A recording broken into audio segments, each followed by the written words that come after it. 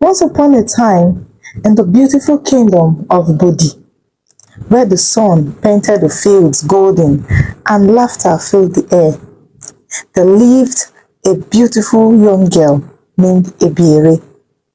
She was the light of her parents' lives, born after 10 long years of waiting. Ebiere's parents, Pere and Essie, cherished her deeply. Pere was a hardworking farmer known for his wisdom, while Essie was a talented hairdresser. Ebiere's world was filled with love. She would run through the fields, her laughter ringing like music, while Essie styled her long curly hair. The villagers often praised Ebiere for her bright eyes that sparkled like the stars and for the joy she brought to everyone around her. But one fateful day, as Pere was returning home from the farm, tragedy struck. A snake, unlike anything seen in their village, bit him. The villagers rushed him to the herbalist, but the old herbalist shook his head in despair.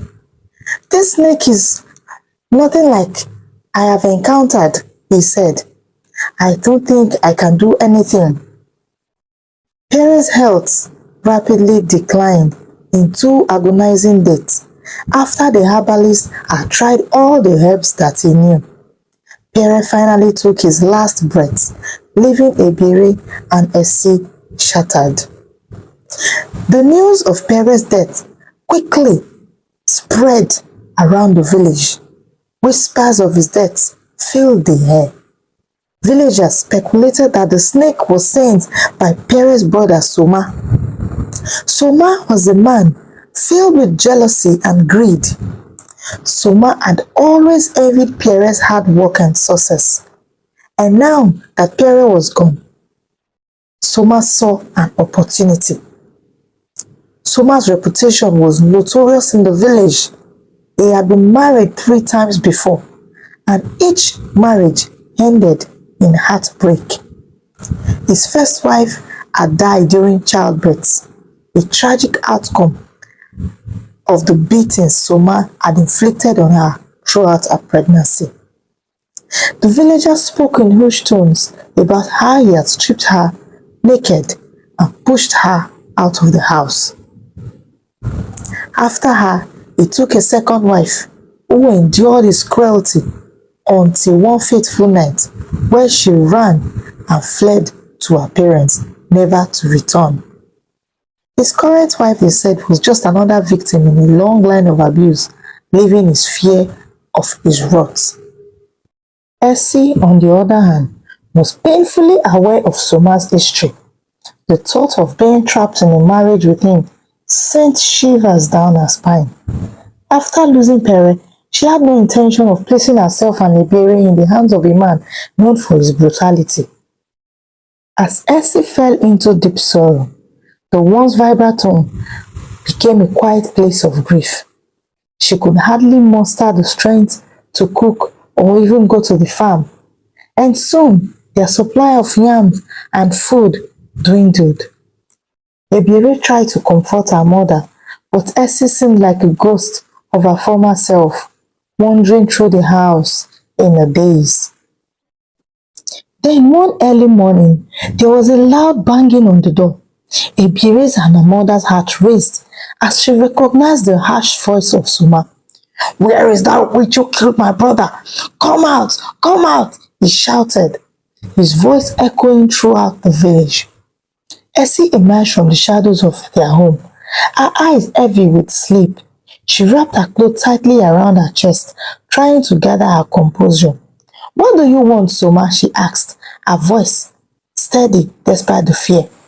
As soon as Soma laid eyes on her, his anger shifted. "Oh, my dear Essie," he said, a sly smile creeping across his face. "I just came to check on you and my niece.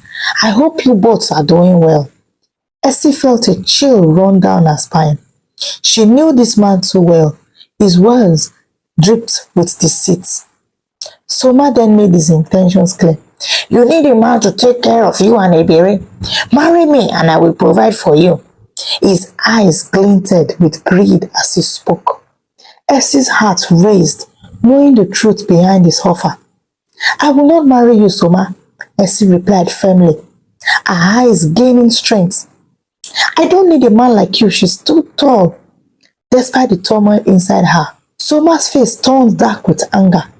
He leaned closer, his voice low and threatening. You'll regret this decision, Essie. Mark my words. With that, he stormed away, leaving a tense silence in the air. Ebiere stood frozen, fear gnawing at her heart. Would he really try to take everything from them? Ebiere glanced at her mother, who seemed lost in thought, and whispered, We'll find a way, Mama, won't we? But inside, she felt a flicker of fear. The kingdom of Bodi, once a land of light and laughter, was now overshadowed by the dark intentions of her uncle, and in the silence of their home, the struggle of survival began. Essie and Ebiere had to work so hard. Their uncle collected all their father's lands and other properties because Essie had refused to marry him. They had to start working for other people in their farms so they could have food to eat. Essie also continued to make hair for people, but the income was very low and could not do much for them. Ebiere even had to stop school. She deeply missed her father, and Essie also missed her husband, and she was always lost in thoughts. However, Essie taught her daughter to be kind to people no matter what happens. She believed that one day things were going to turn around for her and her daughter. They struggled so much and worked so hard just to have a living, until one fateful night, a terrible sickness swept through the land and Essie passed away, leaving Ebiere an orphan.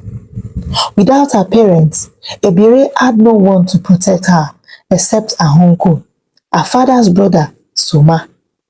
But Soma was a wicked man with a heart as dark as stormy sky. However, he took her in, not out of love, but for his own selfish desires. One day, her uncle Soma tried to force himself on her, but Ebiere was strong and brave.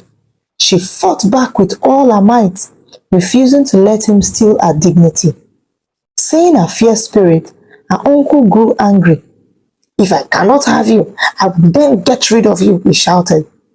Soon after, her uncle arranged for her to be married off to a rich king who already had 7 wives. Ebiere thought that maybe, just maybe, she would find freedom in her husband's place. The king she was married to was from a far country, not very far from her village. Therefore, her uncle thought that this would be an opportunity for Ebiere to go, never to return to the village, so he could own all the properties to himself. As soon as Ebiere arrived at the king's palace, who was her new husband, she realized that her troubles were far from over. The other wives were jealous of her youth and beauty. They saw her as a threat, and they did not welcome her into the palace.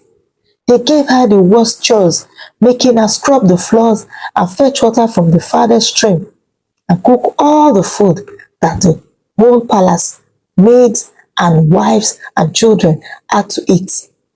Every day she toiled from dawn until dusk. Her hands cracked and sore from the work. The wives would whisper cruel things about her. Sometimes they spilled food on the floor and just gave her any jobs to make her suffer. Her husband, the king, did not care much about her suffering. He was just too busy with his riches and his duties to pay her any mind. In his eyes, she was just another wife, another woman to add to his collections. As days passed, Ebiere felt more alone than ever. She dreamed of a better life, but every day seemed darker than the one before. The king's other wives had all given him only daughters, and he desperately wanted a son to carry on his name, to inherit his wealth, and give him honor in the eyes of the village. He also needed a heir to the throne. He grew restless and angry with each passing day and each passing year.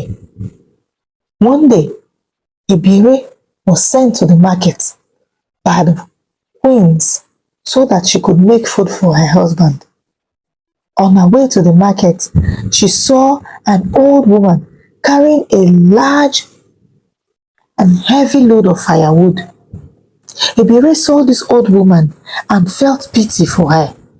She thought to herself, where is this old woman going? Why would she be carrying this heavy load? Even though Ebiere knew that she had very little time to go to the market and rush back to the palace to make food, she decided to help the old woman. She rushed to the old woman and helped her to carry her load. She told the old woman that she would take her load to her hut. The old woman was saying, my daughter, you do not have to mind. My hut is very far from here. But Ebiere insisted. By the time she got to the old woman's hut, the old woman thanked her for her kindness and asked her, your face is not familiar. Are you from this village? And Ebiere answered, saying, I am one of the king's wives. However, I am only like a maid in the king's palace. She told the old woman of all her sufferings and all she had to go through from her uncle and what she is going through from the palace wives. The old woman felt pity for her and said, my daughter, you have a good heart. You have shown me kindness. Therefore, I will also show you kindness. The old woman then went into her hut and brought out a leaf. Wrapped inside the leaf was some seeds, and she gave it to Ebiere. She said, my daughter, take this. Very soon, the king will come for you. And when he comes for you, today or tomorrow night, do not be afraid, my daughter. You are now a grown woman. When he comes for you, allow him of his duties as your husband. Then when morning comes, make sure you eat these seeds and then leave the rest to the gods. Ebiere thanked the old woman, though she did not fully understand the power of the gift. She carried the gift and packed her things and ran straight to the market to get what she was sent to go and get. A few nights later, the king knocked on Ebiere's room. He came in to her. She remembered the words of the old woman and allowed her husband. She felt so much joy that the king even knew the way to her room. By morning, Ebiere remembered the old woman's words and ate the seeds from the packet that the old woman gave to her. In a few weeks, Ebiere realized that she was with child.